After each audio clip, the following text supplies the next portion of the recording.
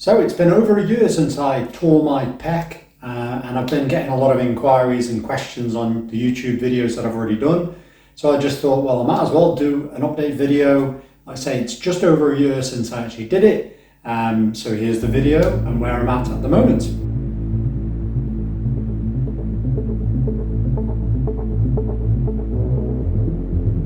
So if you haven't watched any of the other videos, effectively I was at Ninja Warrior, swinging on one arm, trying to catch on higher than I was swinging from, missed the catch, swung back down, and then essentially felt the tear, and then I went and get it checked out. So we got it MRI'd and they found that it was a full rupture of the lower fibres of the pec, which are the sternal fibres, at the muscular tendinous junction. So it was not really operable and repairable. So basically I had to live with it and sort things out conservatively. So things are really good. I mean, there's this expectation that, everything has to be repaired. And in reality, I'm kind of glad it wasn't repairable, because if I'd have had surgery, then it would have been in a sling for ages. It had a chance of infection. Infection in this area are obviously not a great place to get an infection. Not that there is a good place, but this is a lot of blood vessels, lymph nodes, all this sort of stuff. So you've got a chance of a risk of infection, and that infection has a high risk of problems because of that. Obviously then after that, with the repair, if it was repairable, would I feel confident in loading it like I do now, having the knowledge that I can't damage or repair? Well, I think I might do less through confidence or lack of than I do now. So in truth, I'd be more disabled if I am disabled than I would be. So it doesn't make sense thinking of it this way. The risk factors, the risk benefit reward, all this sort of stuff. Now people say, oh, but it wastes away and all that sort of stuff. No.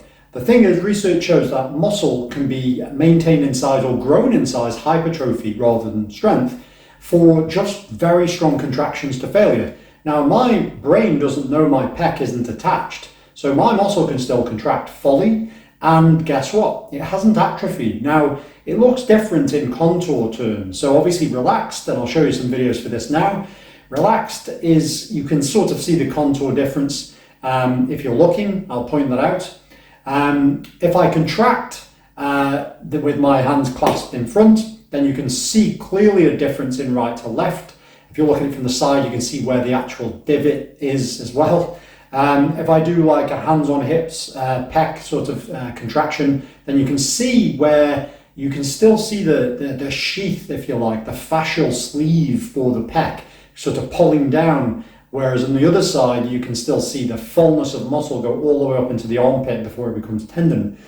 So realistically, I can do everything I need to do. It doesn't give me any pain. I've got full range of movements. I can train in the gym. I can do lat pull downs heavy as I normally would. I can do every exercise as heavy as I normally would. However, I aren't a powerlifter. I don't do bench pressing anyway. I haven't been Ninja Warrior since. I can do press ups. I don't feel any difference right to left on the press up. It feels evenly strong. Obviously, it's a double arm exercise, of course. But if you see here, I'm doing like a modified archer press up. And again, I would say I felt, if anything, it was harder work moving over to my right side, my good side, than the other way. So interesting, it hasn't wasted. I don't perceive a strength loss. If I was a bench presser competing, I'm sure there's upper end level strength that wouldn't be there. It's got to be the case. But clearly your body is very good at compensating. Bear in mind, the pec does have a lot of other muscle that do its function combined. So therefore, the lats, the anterior deltoid, various muscles can all pitch in, become stronger, and compensate for not having that pec attachment. Obviously, aesthetically, when it's relaxed, which is what it's most of the time going to look like, it looks pretty much normal. Some people will notice the difference, some people won't. If you tense it up, you can see the difference. But, at the end of the day, who walks around tensing their pecs up all day? Nobody. So ultimately, I'm actually glad I didn't have surgery in hindsight. I'm glad it wasn't repairable, because for me, I have got no deficits in my function, in my life. There's no risk factors for the future with regards to tearing it more, because it's already not attached.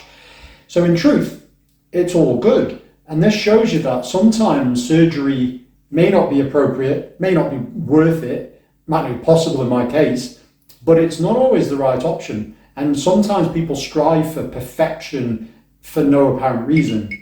And this is where I feel I've kind of gone down the right route by circumstance, of course. But this is basically where I'm at.